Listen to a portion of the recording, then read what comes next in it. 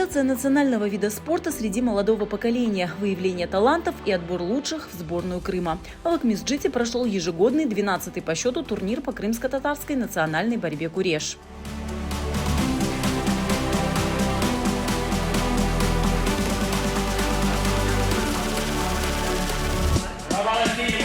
В турнире приняли участие 80 человек со всех регионов Крыма в весовых категориях от 32 до 75 килограммов. Большинство из них – титулованные спортсмены. Раньше проводили мы его в ПГТ «Октябрьская», но вот решили перевести сюда, в Симферополь. В этот раз мы в связи с обстановкой чуть уменьшили количество участников. Здесь 3 возрастные категории и по 3 весовых категории в них. Февзи Мамутов занимается борьбой с 3 лет. В турнире памяти Амитхана Султана он принимает участие уже 10-й раз.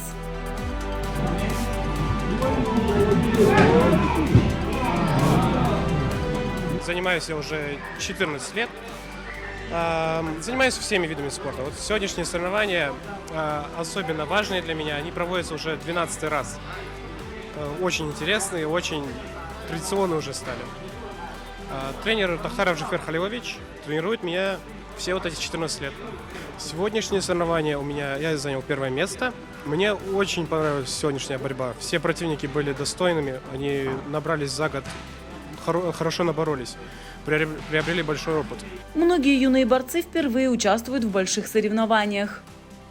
Мы проводим эти соревнования по детям и юношам. В этом году решили провести по детям именно. Почему по детям? Потому что очень много сейчас занимающихся детей. Мы хотели провести соревнования, чтобы они не отставали от соревнований «Куреш». Соревнования проходятся на очень хорошем уровне. Представлено 10 регионов.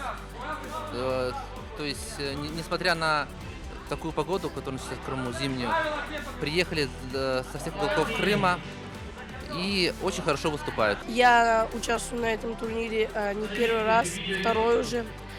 Я занимаюсь 3 года борьбой. В этом году я завоевал тоже 1 место и продолжаю в таком же духе тренироваться. В этом году судьи определили по 10 победителей на каждое место. Традиционно участники получили медали, кубки и призы от спонсоров.